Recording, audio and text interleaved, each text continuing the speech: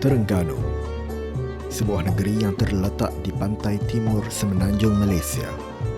Sebuah negeri yang kaya dengan warisan budaya Melayu serta subur dengan penghayatan ajaran Islam dalam kalangan penduduknya.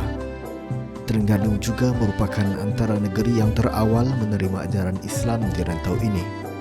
Hal ini telah dibuktikan dengan penemuan batu bersurat pada tahun 1887 di tepi Sungai Tara, Kampung Buluh, Kuala Berang. Penemuan ini telah menjadi bukti yang sangat kukuh kepada kemasukan Islam dan pengaruh ajaran Islam ke atas masyarakat di negeri Terengganu.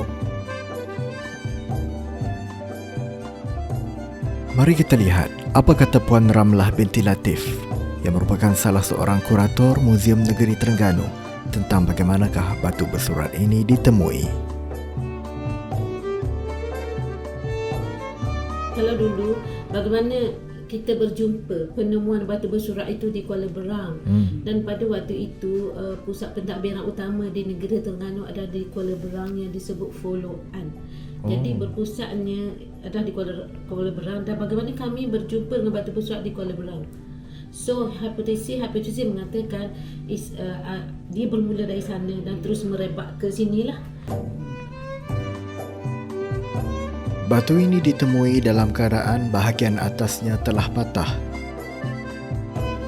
Tanpa menyedari tentang maklumat yang termaktub pada batu ini, para penduduk telah menggunakannya sebagai alas untuk membasuh kaki sebelum naik ke tangga surau Kampung Buluh.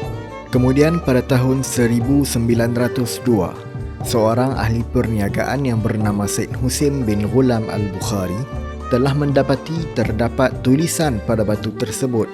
Lalu beliau meminta penghulu Ali dan orang kampung untuk mengangkat dan meletakkan batu tersebut di atas rakit untuk dibawa ke Kuala Terengganu. Setelah itu, batu ini dipersembahkan kepada Sultan Zainal Abidin III dan baginda menitahkan agar batu ini diletakkan di atas Bukit Puteri. Kemudian pada tahun 1922, Timbalan Penasihat Inggeris di Terengganu, H.S. Peterson, telah meminta seorang jurugambar Jepun, N. Suzuki, untuk mengambil gambar dan dihantar kepada C.O. Blackden untuk dibuat pembacaan. Maklumat pada batu ini ditulis dalam bahasa Melayu dengan tulisan Jawi yang bertarikh 702 Hijrah. Tulisan Jawi pada batu ini menerangkan Islam sebagai agama rasmi dan hukum-hukum Islam mengenai perbuatan zina dan kenyataan-kenyataan palsu beserta dengan hukuman mengikut taraf seseorang. Batu ini merupakan sebuah peringatan berbahasa Melayu yang terawal dijumpai di semenanjung Malaysia yang berkaitan dengan pengisytiharan agama Islam sebagai agama rasmi dan penguatkuasaan undang-undang Islam.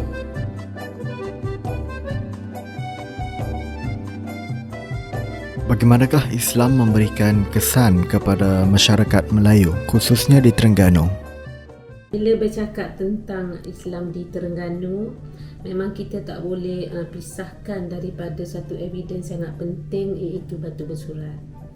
Batu bersurat itu menjelaskan kepada kita bahawa negeri Terengganu ini pernah diperintah secara Islam. Sebab apa? Sebab dalam semua kandungan di muka pertama, muka kedua ada menjelaskan hukum-hukum dan bagaimana mereka ada menyebutnya tentang Rasulullah, tentang Tuhan itu sendiri pada batu bersurat itu. Batu bersurat juga menjelaskan bahawa orang Melayu Islam ketika itu sudah pandai menulis di atas batu. Kalau kita nak katakan menulis di atas batu pada 702 Hijrah, kalau kita katakan Islam itu bermula pada 702 Hijrah, pada saya itu tidak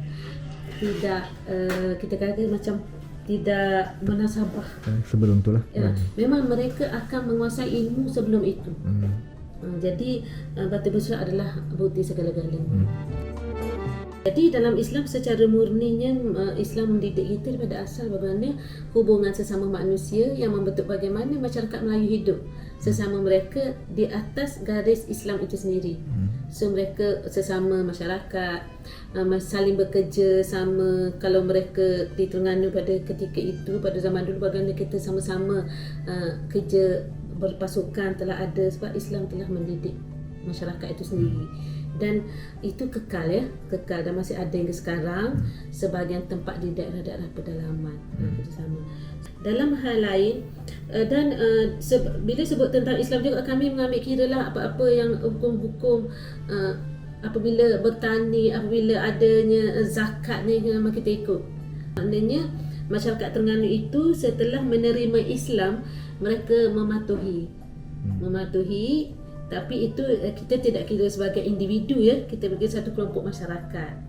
So apa evidensnya?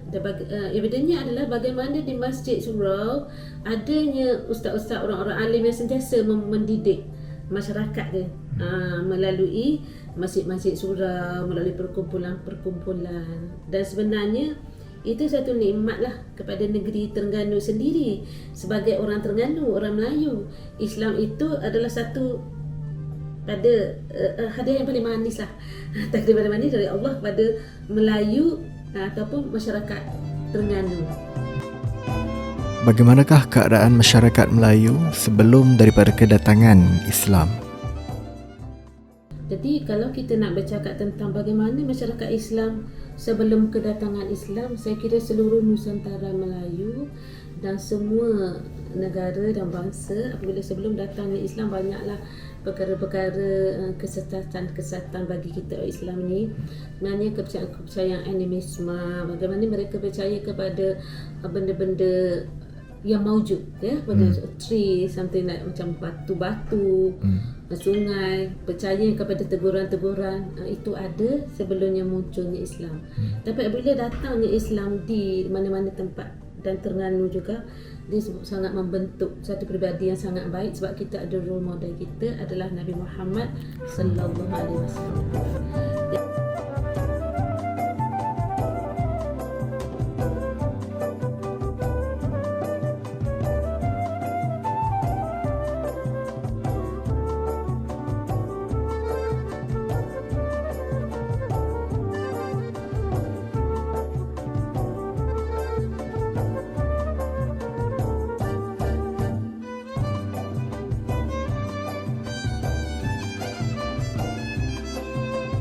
Bagaimanakah Islam mempengaruhi cara orang Melayu berpakaian? So dari sudut yang berpakaian, sudah tentu bila sebut tentang Islam, garis-garis berpakaian pun juga ada. Bagaimana Islam itu menutup aurat. Tinggal lagi menutup aurat bagi orang Melayu tidak agak berbeza Kalau kita kata menutup aurat, bagaimana gara-gara di Arab itu kita tak ada. Kita ada baju, sifat pakaiannya yang longgar, tidak terlalu nipis, tidak terlalu ketat. Itu menepati kehendak-kehendak Islam lah. Tapi masih memegang kepada ciri-ciri yang ditentukan oleh Islam lah. Sebab sesuai dengan bangsa kita Melayu barangkali, itu pandangan saya.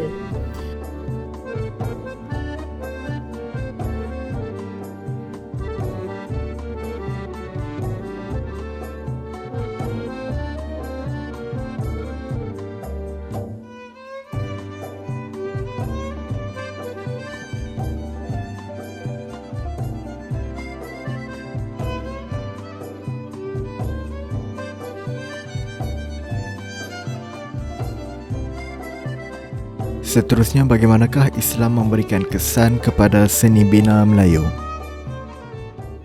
Dari sudut seni bina Melayu, dia tidak sangat ada. Islam ni ada khusus bentuk ni, tak ada. Dia sesuai dengan budaya setempat lah. Betul. Macam setengah bahagian tu rumahnya tinggi. Kenapa? Dia ada sebab. Kalau rumah pinggir sungai memang ada sebab rumah tu tinggi, masa air pasang, contoh.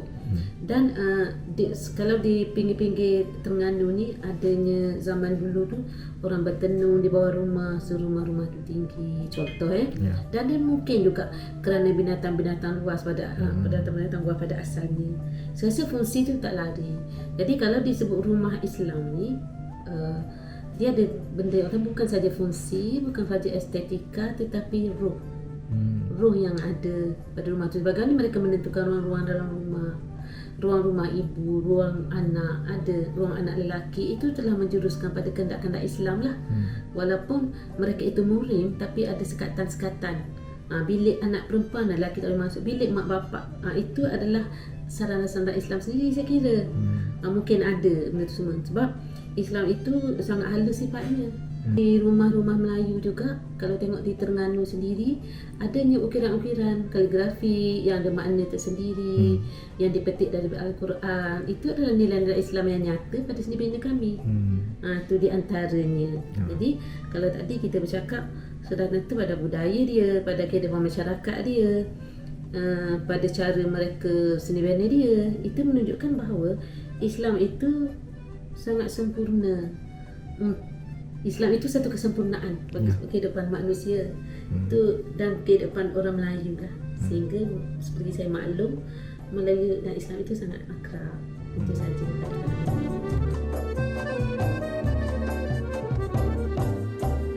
Dengan ini telah terang lagi bersuluh tentang kepentingan Islam dalam mencorak kehidupan masyarakat Melayu sejak dari awal kemasukan ajaran Islam hinggalah sekarang. Batu bersurat yang telah ditemui berperanan penting sebagai bukti betapa Islam telah meresap ke dalam kehidupan masyarakat Melayu sejak sekian lama. Dengan ini tamatlah video pada kali ini. Jutaan terima kasih kepada pihak Muzium Negeri Terengganu dan juga Puan Ramlah binti Latif. Sekian, Assalamualaikum warahmatullahi wabarakatuh.